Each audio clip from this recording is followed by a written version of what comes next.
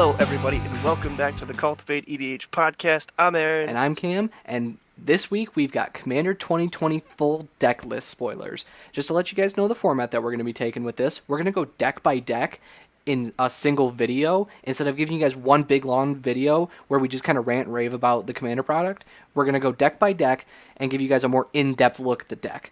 So we'll just jump right in with Kathril, Aspect Warper. So for those of you who didn't watch our first impressions video, go back and watch it so that you can check out our first impression on Kathril Aspect Warper. But we'll read it again. 2 and an Obzon, white, black, green, for a 3/3 Nightmare Insect. When Kathril Aspect Warper enters the battlefield, put a flying counter on any creature you control if a creature card in your graveyard has flying. Repeat this process for First Strike, Double Strike, Death Touch, Hexproof, Indestructible, Lifelink, Menace, Reach, Trample, and Vigilance. Then put a +1/+1 counter on Kathril for each counter put on a creature this way. So this is the head commander for the deck. This is the one that you're going to get the big card right out of the box.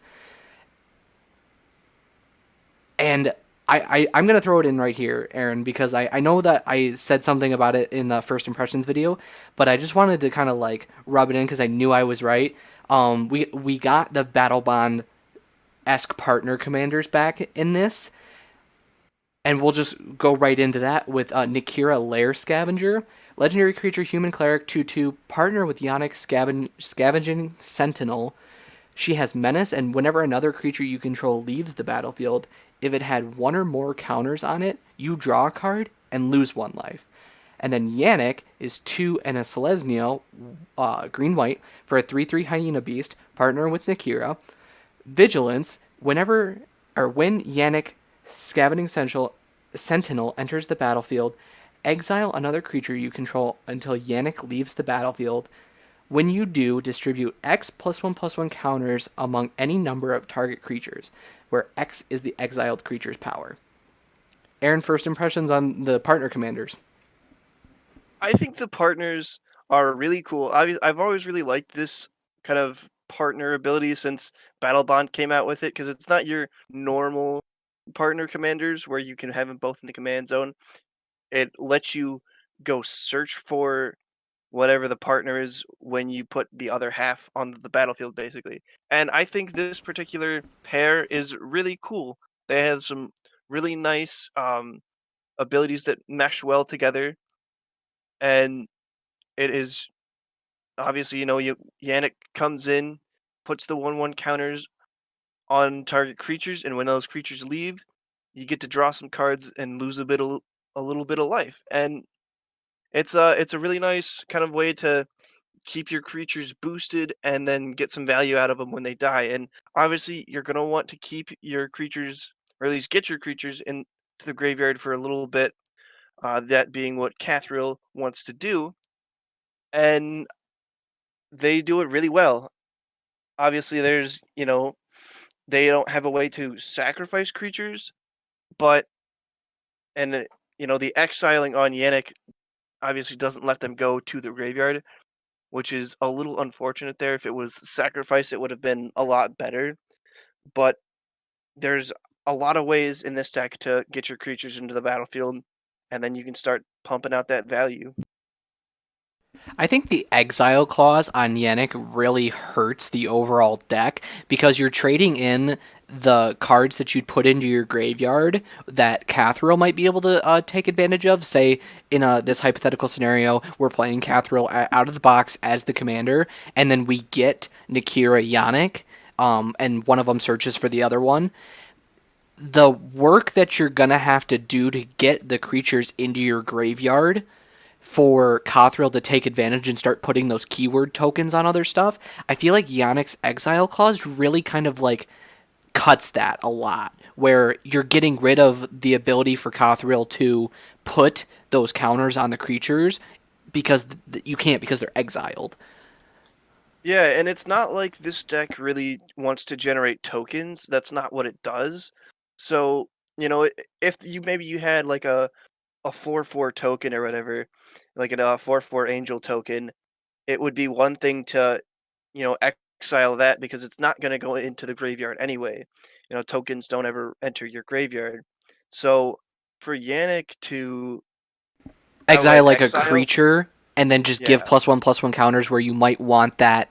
You want those keywords in the graveyard. yeah, it really hurts. So I don't, I like these cards as a pair, but in this deck, I just think that Yannick really hurts the deck more than he's really going to be. The bright side with Yannick though is that it's exiled until he leaves the battlefield, so you will get them back. It's just that like you'd almost rather them go to the graveyard. Yeah, and on the other hand, we've got Nikara, Layer Scavenger. I really like this card because you want cards to be going into your battlefield, and you want them to be coming out and doing things. And a lot of these cards can uh, bring stuff out from the graveyard into your hand in the battlefield wherever. And so to have her say whenever another creature you control leaves the battlefield, if it had one or more counters on it, you draw a card and lose a life. I think that's really interesting because that makes it seem like they're going to retain those counters in the graveyard, Well, she or at also least she have. also synergizes with Kathril because she has menace. So if she's in the graveyard, whether you got her there by self mill or you played her and she died, however you got her there, she has menace. So she's useful in the graveyard and then she's useful on the battlefield. And I think that's a really good dynamic to have with another legendary creature in the deck because no matter what, like say you're playing Nakira and Yannick as your partner commanders, you obviously don't want to put Nakira back in the graveyard, but that duality where if you're playing Kathril as the commander and she's in the graveyard, it doesn't hurt you. But if she's the commander, she's also got the whenever another creature you control leaves the battlefield, if it had one or more counters on it, then you get to draw the card. That's pretty good too, because then she's synergizing with Kathril, and if someone blows up your big hexproof trample reach vigilance thing, whatever it is that you've done to it to make it that way, then at least you're getting the card on its way out. Yeah, and overall, I think that these two cards are gonna be really fun to see how they interact with the deck. Um, Nikara obviously being the better of the two, letting you really benefit on those death triggers, which you're gonna want to be getting. And Yannick, he's going to be giving you those +1/+1 counters, and eventually he's gonna, die, whether it be a board wipe, whether you sacrifice him to get that vigilance counter onto something. But I think that he might not be as bad as we're making him out to be because, he those things are only exiled till he leaves the battlefield, as we said earlier. So you'll get that stuff back and be able to continue to smash face with it. I think the next card that we're going to talk about, which is another legendary creature that can be your commander that comes in the this particular precon, the Symbiotic Swarm, I think this one might be a better option out of the box if you're going to be not playing Kathril, maybe playing Kathril in the 99. I think this is probably the better choice over the partners, which is a Tayum Luminous Enigma for 1 and an Abzan, white, black, green. You get a 3/3 Nightmare Beast. Each other creature you control enters the battlefield with an additional vigilance counter on it, and then you can pay 3, remove 3 counters from among creatures you control, put the top 3 cards of your library into your graveyard, then return a permanent with converted mana cost 3 or less from your graveyard to the battlefield. So you're getting that bit of self mill that you kind of want in this deck so that you can get those creatures with those keywords into the graveyard to take advantage of, but then you're also getting something back. The one thing that I will say that out of the box kind of hurts this card, as far as creatures go, there really aren't that many with 3 or less CMC. I think there's like 8 or 9, I believe. But all of the artifacts in the deck are 3 or less, so you might be able to hit one of those. And 4 of the enchantments are 3 or less. So, but creature wise, which is, mostly what this deck is based around, it's gonna hurt a little bit because you're probably not gonna be hitting those creatures that you need, or you're not gonna be able to be pulling those creatures out of most of your creatures out of the graveyard. You'll get your handful of smaller CMC creatures, but there's a lot of four or more CMC in here, and you're not gonna be able to pull any of those out of the graveyard, unfortunately. But yeah, definitely still a good choice overall as a commander. I think that you could change this deck around a little bit to have some smaller creatures and maybe have even a little more counters synergy on some of these cards in here.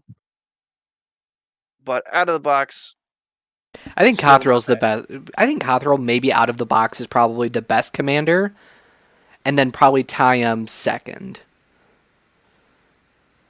Yeah, and I think that Tyam is definitely you can definitely build something out of that, even if you take him out of this deck and try and build something even new, like just build something totally new out of Tyam and see what you can do with him. He's definitely a good commander, definitely not one that we will just see out of the box and then he'll disappear forever. I definitely think we'll be seeing some more of him in the future. I think with that we can move on to our next new card, another creature, Cartographer's Hawk.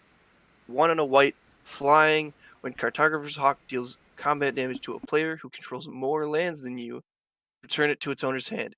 If you do, you may search your library for a plains card, put it onto the battlefield tapped, then shuffle your library. Really interesting ramp here in white. I'm so glad to see Wizards start taking this issue seriously with the whole like we talk about it constantly on the podcast, the Boros problem, how it can't draw cards and it can't ramp. It has a really tough time doing those two pillars of the format. I feel like Cartographer's Hawk is a step in the right direction. Yes, it's kind of conditional. You have to attack, and you have to attack someone who has more lands than you. But if we're looking at it in the context of you're playing this Cartographer's Hawk in a Boros deck, I mean, ramp is ramp at this point, and we'll take what we can get. And I think this is probably a really good include in those decks. Yeah, and we've only seen ramp in white a handful of times, but the times we have seen it, it's conditional on players having more lands than you. So I think that this is, it's kind of touching on that kind of white ramp, quote unquote, that we have seen, where it does have that condition, but it's ramp nonetheless, and the more ramp that we can get in white, the better. So definitely love to see that. I think that if anybody has any like if anybody is upset with this card, I think it's probably with the fact that this is how white is like going to ramp. I don't think that we're going to get white ramp in any other way other than like this kind of effect where you either have to attack somebody that has more lands than you, which seems to be this big reoccurring theme like you pointed out, where if you have more lands than I do, well then obviously I should get some too, and that's kind of where like the whole white color pie thing comes in, where it's like for the good of the group. If you have more, you should have to give some up for the good of the group. Yeah, and definitely really nice to see Wizards acknowledging that we need more ramp in white and just printing a little bit more force, giving a little more taste of that ramp in white. So I think with that we can move to our next card. Aaron, do you know what we didn't need more of in Commander? I don't, but please enlighten me. Fog. We don't need more fogs. Oh, come I think on. we have plenty enough fogs. I think you can agree with that. We got the fog frog. We've got obviously the regular fog, and And now we've there's got free fog. yeah. So So this is a part of a cycle that is new to Commander 2020. It's the free cycle, as it's being called, where so long as you control a commander, you don't have to pay its mana cost. And of course, we're talking about Obscuring Haze, 2 and a green instant, has that same clause. Prevent all damage that would be dealt this turn by creatures your opponents control. I think that this is interesting because a lot of fog effects just totally negate all damage. This one does say by creatures your opponents control, so you could do this almost as a combat trick to where your creatures don't take any damage, and then you could wipe the floor with their creatures. Hopefully, if both your battlefields are just clashing, they declare blockers. You play Obscuring Haze for free, and they're gonna take some hurt for sure. And I guess that probably is an important point to make, especially in the case of this Symbiotic Swarm deck, where a lot of your creatures are probably going to probably have trample from the way that Kathril is worded to give the trample counters. So that is probably a really important thing to note here in this sense. But outside of that, unless you're playing in a big green deck where you're constantly trampling over as a form of evasion, it's just another fog. Yeah, for the most part, and there's a lot of different things you can do with this. Especially if like even if you have a bunch of your smaller creatures out, but if you have your vampire nighthawk in the graveyard and you've given your creatures death touch or given any of them death touch, that's gonna be some more. You could have one of your tiny creatures that's being blocked by a 6/6. It's gonna actually kill this 6/6 now because of death touch and it won't take any damage. So it'll definitely a really good addition to this deck, and not your it's not the fog that we've always seen. It's a little bit different and a little bit more combat tricky, which is really good for this deck. Something that this deck is definitely going to benefit off of. I mean, I guess a free fog is better than even paying 1 mana for a fog in some cases, because free is free. Yeah, free free is free. I mean, I don't know any other way to say it. So it Speaking of is. free, Segway Man coming from 5 miles away here. Uh, our next card has to deal with getting stuff for free with Selective Adaptation for 4 green. There's a sorcery. Reveal the top 7 cards of your library. Choose from among them a card with flying, a card with first strike, so on and so forth. Double strike, death touch, haste, hexproof, indestructible, lifelink, menace, reach, trample, vigilance. Put one of the chosen cards onto the battlefield, the other chosen cards into your hand, and the rest into the graveyard. This is a really good card for this deck. I think this is a I really good mean, card, period.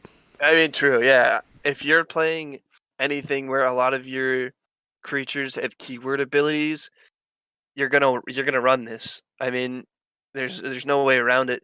Being able to put that many cards into your hand and one of them onto the battlefield for 6 mana. I mean, you. I mean, it's only 7 cards from the top of your library, but you could hit. Obviously, you could hit up to 7, but even if you hit 2 or 3, that's still pretty good value. Getting two in your hand and one on the battlefield. I think the interesting part about this card is that, so let's say in this deck, you hit a creature with flying, trample, and lifelink. That card can count for any one of them. So let's say you hit a card with flying, trample, and lifelink, and we just said double strike and menace, and then another one with trample, and then another one with lifelink. Well, it's like I can choose the first one is my trample, and then the last one is my lifelink, and then I get everything else in between. Yeah, because it's not contingent upon if one of these creatures has all of these abilities, you only get that one. It's nothing like that. It's you can just kind of pick and choose. Say, okay, this one's the one that I'm going to get for visions. I'm going to get this one for lifelink. I'm going to get this one for first strike. Put all of them into my hand. Put one of them on the battlefield, and we just have lots of cards in hand and something big on the battlefield. Hopefully. I really like this card. I think this card is going to go in a lot of different, probably green red decks. Aside from looking at it in the Kathril deck, I think this card is going to go in a lot of like big burly type decks where you're gonna like stuff with haste, trample, menace, big stuff that you're gonna be able to get for free.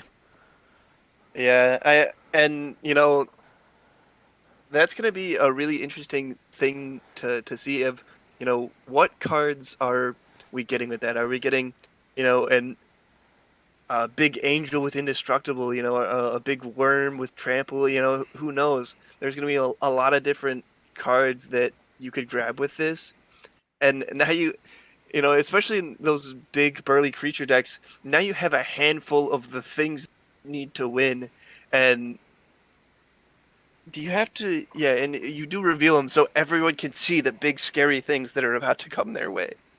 I think what I'm most worried about this is like somebody putting in like a big Eldrazi off this, and it's just like, oh boy. Oh yeah, and I mean a handful of them do have indestructible, so just being able to drop a big scary Eldrazi is going to be I Gonna think be that's tough like for my sure. worst fear is that somebody just casts this and then is like, oh, I put Ulamog into play, and it's like, ah. I think that's my biggest fear, like sitting across the table from this card. But I'm gonna have my equal share of me doing that, obviously. And with that, we'll move to our next card, an artifact here, Netherborn Altar. One and a black. Tap, put a soul counter on Netherborn Altar. Put your commander into your hand from the command zone. Then you lose 3 life for each soul counter on Netherborn Altar. This is a very interesting new mechanic that I can't say that we've seen almost any of. It's called the cheat the command tax mechanic. Yeah, and obviously, there is a price to pay, as most of the stuff that we see in black, and that's going to be life. You'll be losing 3 life for each soul counter, so this is definitely a late game card for only 2 mana, I'm gonna which get I think so is greedy with interesting. this card. I'm gonna get Oh so no. greedy with this card. Yeah, Oh, this is gonna be so much fun. I honestly could see you putting yourself at 1 with this card, just for the seeing what shenanigans you can If pull you off. keep destroying my Krav, then yes, I'm gonna put myself to 1 with this until I can win. Because that's exactly where this card is going in my life gain deck. Because obviously you want to put this in a card this card in a deck where you're going to try to minimize that loss of life as much as possible by either gaining a ton of life or maybe trying to remove that soul counter in some way. I mean, I guess you could blink Altar Oh, I didn't to think get about rid of those blinking it. counters. Whew. Yeah, you blink That's pretty Netherborn good. Altar, those counters will go away and make your life a little bit easier. It Um, all just depends on how many times you decide to blow up my commander. yeah, I mean, honestly, I'd be more scared of Netherborn Altar at this point.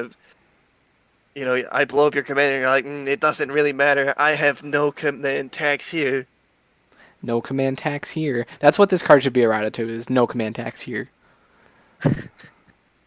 I could see that being a silver border card, just called No no command command tax tax. here. But You may not pay command tax for the rest of the game. that would be an interesting card to see in silver border. But with that, jokes aside, we'll move on to impetus cycle. The Cameron, impetus cycle, I'm not really a huge fan of this. And what we mean by this, obviously, is there is a cycle of enchantments in this Commander 2020 product where it says enchant creature do something, but the enchanted creature is goaded, which means it has to attack every combat if able, and attacks a player other than you. So for the first one, we'll go with Parasitic Impetus. 2 and a black, enchanted creature gets +2/+2 and is goaded. Whenever enchanted creature attacks, its controller loses 2 life and you gain 2 life. So you're obviously putting this on somebody else's creature to get them to attack somebody other than you. Yeah, these enchantments are interesting. I mean, we don't see goad all the time, so it's kind of fun to see it come back in a commander product and let us kind of play with it a little bit. I think that it's going to be one of those things that some of them get taken out, and you might leave like one in there if someone's got a big scary creature. This is a good way to deal with it while letting them kind of eliminate the competition, as it were. And for most of them, you also get something out of it. Like for Marshall, impetus for 2 and a white, enchanted creature gets +1/+1 and is goaded. Whenever enchanted creature attacks, each other creature that's attacking one of your opponents gets +1/+1 till end of turn. So they're gonna be turning sideways, and they're gonna be hurting your opponents and just getting rid of the competition faster for you, basically. And then lastly, we have Predatory Impetus, which is 4 and a green. Same thing, except the enchanted creature gets +3/+3 and must be blocked if able and is goaded. I'm thinking about maybe running one of these in one of my decks, figuring out which one is the best one to run it in, and then just trying to see how many times I can put it on Kalia. That's fair. I mean, people definitely don't want her swinging at you. She's the. I think you guys are scared of her just a little bit. Okay, the amount of times that you've played Kalia and then proceeded to swing in and put in Master of Cruelties, which puts somebody to 1 when it hits them. Yeah, well, I've actually, seen it your happen on Kali turn will 4. die. Yeah, I mean, and that is that will kill someone because he has first strike, It's so his scary. first strike will come in, and then Kali hits, and then they die. It's very And scary. I don't like it whatsoever. So the more that I can do to keep Kalia pointed away from me is probably what I'm gonna do. fair enough. And these are gonna be. I think for the most part, these will be some of the cards that are really taken out. But I do think that we will see like maybe leaving one in here, as I said I before. Do you think that like maybe people look at these and say maybe I run this over a pacifism? Yeah, I think that they would run this over a pacifism. Maybe not the predatory impetus because of the higher mana cost, but I think like martial impetus or parasitic. I think both of those are good substitutes because it gets that creature away from you that you're scared of, but it also speeds up the game a little bit because By it doesn't forcing totally action, shut down. and that's one of the good things about Goat is that it does force action, and that's what one of the things I really like about it is that like unless you've somehow handicapped your own creature by, let's say I put this parasitic impetus on your Kalia and then you find a way to like tap Kalia down before combat to where she can't attack, it forces that action, and that's what I like about it is 'cause it ends games faster. I mean, I'm not gonna tap down Kalia. I want to turn her sideways. You boost her for me. I mean, that's fine. I can swing Oh my yeah, other oh host right, of creatures. a 4/4 flying Kalia. Oof, Yeah, I didn't think about but that one. But at least it's with not that, coming at me. yeah, true. And but I do think that with that we can move to our last new card that we want to highlight here, Slippery Bogbonder. And Slippery Bogbonder is a human druid with flash hexproof, and when it enters the battlefield, put a hexproof counter on target creature, then move any number of counters among creatures you control onto that creature. 3 and a green. Oh, I'm so excited for this card. I can't wait to put this in my blink deck and then just sit there and all my stuff has hexproof. So I think that it's going to be kind of interesting because it feels almost like a last minute Voltron because you've got maybe some plus 1 on your creatures, you got hexproof counters, maybe a vigilance counter, whatever, and then you put all of them onto one creature just to really boost that creature up, make it massive, make it maybe easily give it a lot of evasion, whatever it may be, and then turn it sideways at someone. That's going to be really scary, especially because it has flash. It's basically a combat trick at this point. It's going to be really interesting to see what kind of shenanigans people pull off with this card. I really like this card. I think that not only in the context of this deck is it good, the fact that you might go to point a removal spell at Kathril while I'm playing Kathril, and then it's like in response play Slippery Bogbinder or Bogbonder, and then give Kathril hexproof. I think that's just a really cool thing to be able to do because then if Slippery Bogbinder somehow dies, it has hexproof. Maybe that you get board wiped or something. Well, now I have this flash hexproof creature in my graveyard that Kathril can then take advantage of. Maybe I use Netherborn Altar to after the board wipe to put Kathril back into my hand and only pay 5 mana for Kathril again to then like okay cool now I get all these keywords onto Kathril. Can I don't know that can Kathril give flash? I don't think it can. I think it's Flash and like Haste were like are like two of the ones it can't give Yeah, but because it wouldn't I make mean, sense to give it Flash, but yeah. I mean, but still, giving it hexproof as it comes down is going to be really nice. I mean, you always want your commanders to have hexproof because, that's why we you played know, the boots Swiftfoot and Lightning Greaves. yeah, you don't want your commanders to be targeted by those nasty destruction spells. So being able to give it hexproof is definitely going to be really nice. And I think I think that we're going to see her moved maybe into some kind of Voltron decks. I think that that ability to move all the counters that you've built up onto a single creature and to give it hexproof will definitely see in some semblance of Voltron. I like how versatile this card is because it can go in the -1/-1 counter decks. It can go in the +1/+1 counter decks. It can go in this new keyword counter deck era that we're living in. I think it's super versatile. It can go in the blink decks. You could just put it in your deck as a good instant speed save my commander, and then I have a blocker also. Yeah, I mean, Might also it go in Animar. definitely. Mm-hmm. Yeah, maybe. Mm-hmm. Very versatile card. I really like this edition, and I think with that we'll move to our notable reprints. This deck is really lacking in good reprints. I mean, like, Yeah, I think out of all the deck list that we've looked at today, this one has the worst reprints, in my opinion. Not that some of the reprints aren't good reprints, it's just that this deck has way less than some of the other ones. yeah. The first one on here, and I think being the best reprint probably that we've gotten in here is or out of this deck, anyways. Karamatra, God of Harvests. 3 a green, a white, indestructible. As long as your devotion to green and white is less than 7, Karamatra isn't a creature. You may cast a creature spell, or whenever you cast a creature spell, you may search your library for a forest or plains card, put it onto the battlefield tapped, then shuffle your library. So a good little bit of ramp there, and it has that indestructible clause. So if it finds its way into the graveyard, uh, you know, Kathril or whatever other creature It's another you decide to indestructible go, target. yeah, you get another which indestructible I think in Commander is one of the harder ones to deal with. Oh, it definitely is.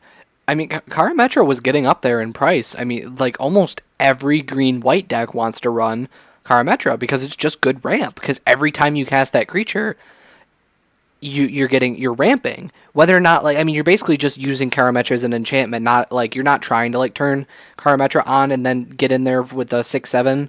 You're basically just using her as a every time I play a creature spell, I get to ramp. She was getting up there in price wise. So right now, she's hovering around like the $8 mark, which isn't bad. I mean these are the kind of reprints we want to see in our commander products, right? Oh, absolutely. We want stuff like this that people are using constantly, that sometimes they're going up there in price a little bit, which makes it a little harder to get. And then we get that reprint that brings it back down so it becomes more available to the community at large. The next one on our reprint list, I don't know if anybody was really asking for, but I do like the idea that they're taking some of these older planeswalkers, maybe from standard, maybe not, and putting them into commander products. I think it's a really good use of a reprint to reprint a planeswalker, and plus you get a cool planeswalker in your commander deck. New players tend to like love this. Of course, we're talking about Ajani Unyielding, 4 green white for a 4 loyalty planeswalker. His +2 is reveal the top 3 cards of your library, put all non land permanent cards revealed this way into your hand, and the rest on the bottom of your library in any order. His -2, exile target creature, its controller gains life equal to its power, and then his ultimate -9. Put 5 +1/+1 counters on each creature you control, and 5 loyalty counters on each other planeswalker you control. I think this is probably one of the first cards you cut, honestly, if you're building Yeah, this deck. I mean, it's okay, but I definitely agree.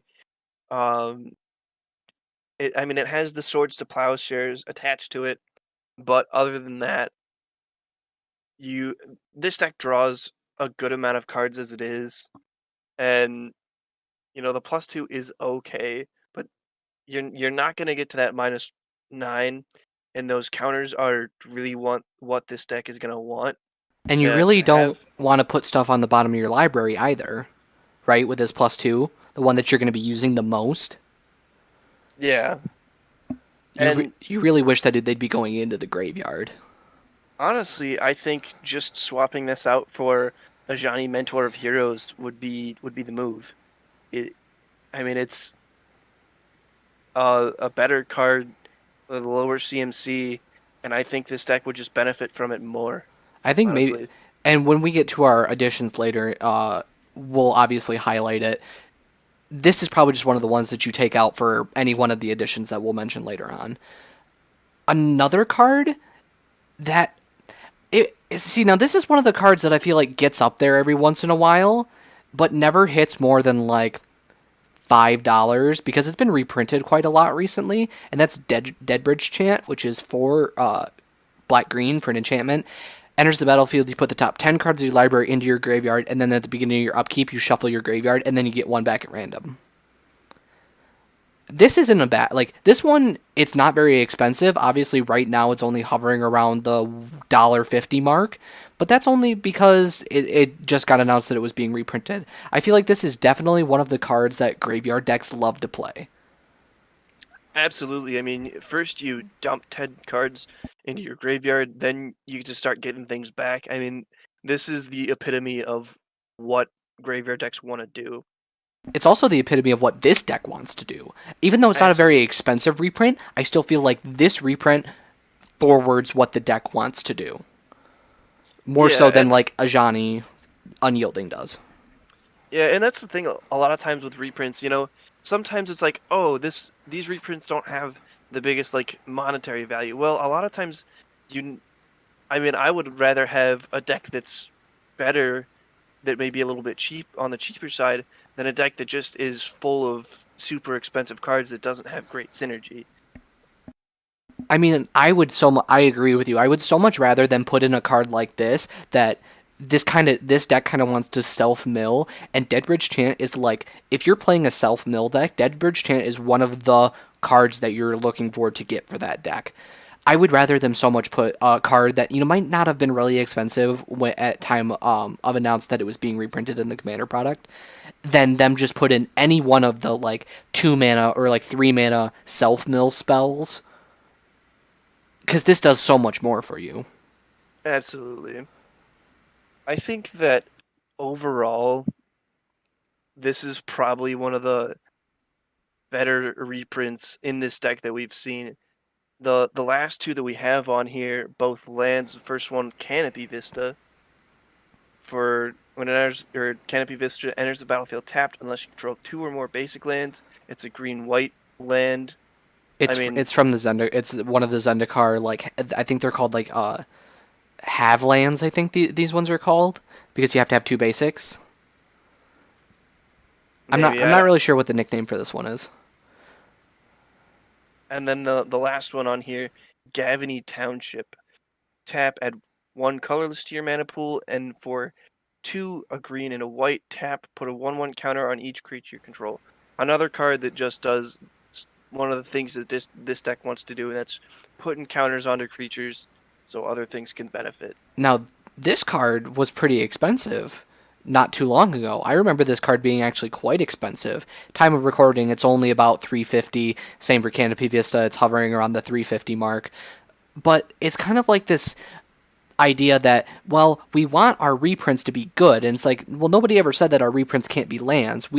These are the type of lands that Commander players are trying to get their hands on. So I'm all for having these lands be reprinted in Commander product. Yeah, I totally agree with you there. I mean, a lot of those lands that have activated abilities are some of the bread and butter almost of our lands. Obviously, shock lands, dual lands, those are always really nice. But some of these with activated abilities do the exact things that our decks want to do.